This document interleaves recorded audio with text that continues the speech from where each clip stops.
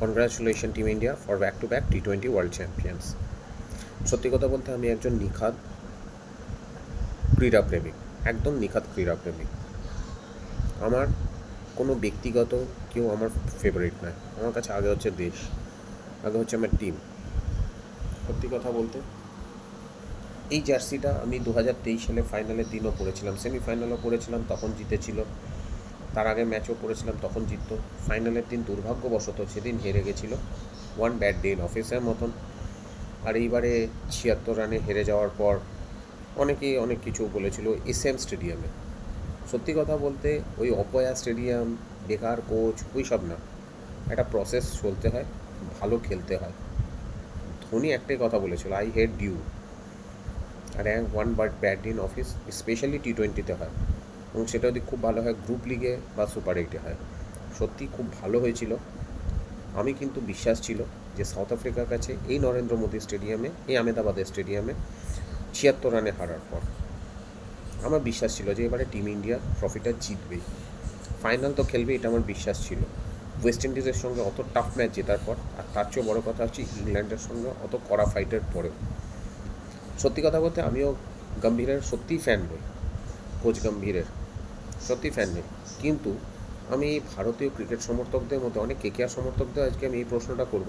তারাই তো এই 3 বছর আগে, 3 বছর না 2 বছর আগে যখন কেকেআর চ্যাম্পিয়ন হলো, তখন তো গম্ভীরকে নিয়ে খুব নাচানাচি করলো, গুরু Gambhir, the great Gambhir, the coach Gambhir. আর সত্যি গম্ভীর কেকেআরকে সাফল্য দিয়েছে।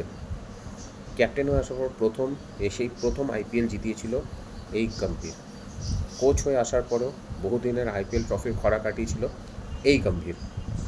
ইন্ডিয়ান টিমের কোচ হওয়ার পর আনএক্সপেক্টেড রেজাল্ট। আর সত্যি কথা বলতে ওর ওই হটকারী যে সিদ্ধান্ত, যেগুলো T20 ক্ষেত্রে প্রযোজ্য, টেস্ট ক্রিকেটে নিয়ে খুব ম্যাসাকার রেজাল্ট করেছে। আর অনেকগুলো হোয়াইট ওয়াশের জন্য এখন 5 নম্বরে পড়ে আছে। অসাধ্য সাধন ব্যাপার। তবে আমার বিশ্বাস টিম ইন্ডিয়া ওয়ার্ল্ড টেস্ট চ্যাম্পিয়নশিপেরও ফাইনাল নিশ্চয়ই খেলবে। আর এইবারে 2026 ওয়ার্ল্ড কাপটা সত্যি কথা বলতে মহেন্দ্র সিং ধোনি একটা ইন্টারভিউতে বলেছিল গম্ভীর অ্যাজ এ কোচ হিসেবে T20-তে ওর ক্যাপ্টেন্সি হোক বা কোচ হোক, সেটাও খুব ভালো রকম পরিণত। ওয়ান ডেতেও তাই আস্তে আস্তে ও তৈরি হয়ে যাচ্ছে, টেস্টে টাইম লাগবে। আর এই সব এক্সপেরিমেন্ট টেস্টে চলে না, সেটা গম্ভীর যত তাড়াতাড়ি শিখবে তত তাড়াতাড়ি ভালো। আমি স্পেশালি টুর্নামেন্টের কথা বলবো, এখানে কিন্তু এই কৃতিত্বটা কোচ, ক্যাপ্টেনের সঙ্গে সঙ্গে কোচেরও প্রাপ্য। এত কিছু অফর্মের পরেও ঈশান কিষানকে সঠিক সময়ে টিমে নিয়ে আসা। অভিষেক শর্মা কিন্তু ফর্মে নেই, কিন্তু অ্যারোগেন্ট কোচ একটা প্লেয়ারকে ব্যাক করলে কী রেজাল্ট বেরোয়। জিম্বাবুয়ের পরে আজকে ফাইনাল, তার আজকে রেজাল্ট দেখলো। সঞ্জু স্যামসনকে একদম সঠিক সময়, সত্যি কথা বলতে আমি কৃতজ্ঞ আজকে সাউথ আফ্রিকার টিমের কাছে। যদি ওই দিন যদি না হারতো 76 রানে, না সঞ্জু স্যামসন টিমের মধ্যে আসতো, আর এত সুন্দর কম্বিনেশনটা তৈরি হতো, আর ব্যাটিংটা এত সুন্দর সুপারহিট হতো। আজকে ভাবা যায় আজকে একটা ফাইনালে প্রথম 3টে ব্যাটসম্যান 180-র ওপর স্ট্রাইক রেটে ব্যাট করে গেছে, 16 ওভারের মধ্যে 200 রানের ওপর রান চলে গেছে, সত্যি অসাধারণ। আর 255 একটা ফাইনালে হয়ে যাওয়ার পর সেটা চেস করা খুবই অসাধ্য সাধন ব্যাপার হয়ে যায়, বিশেষ করে যখন প্রথম 6 ওভারের মধ্যে তিনখানা উইকেট চলে যায়। তো কনগ্রাচুলেশন গৌতম গম্ভীর এবং টিম ইন্ডিয়া এবং সূর্যকুমার যাদব সবাইকে। এরপরে নেক্সট আমাদের টার্গেট হচ্ছে, এবং আমাদের বিশ্বাস যে আমাদের নেক্সট টার্গেট হচ্ছে world cup 2027, ODI world cup. সে অধরা মাধুরী অবশ্যই রোহিত শর্মা, বিরাট কোহলির হাতে উঠুক।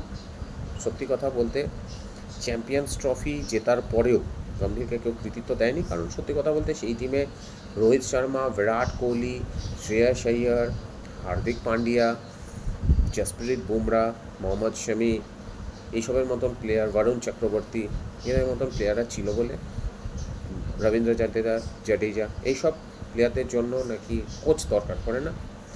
কিন্তু একটা ট্রানজিশন পিরিয়ডের মধ্যে যখন একটা টিমকে নিয়ে যায়, তো তখন অনেক কিছু চ্যালেঞ্জেস ফেস করতে হয়। তার সত্ত্বেও সত্যি কথা বলতে এই বিশ্বজয়টা একটা তো কনগ্র্যাচুলেশন গৌতম গম্ভীরেরও প্রাপ্য।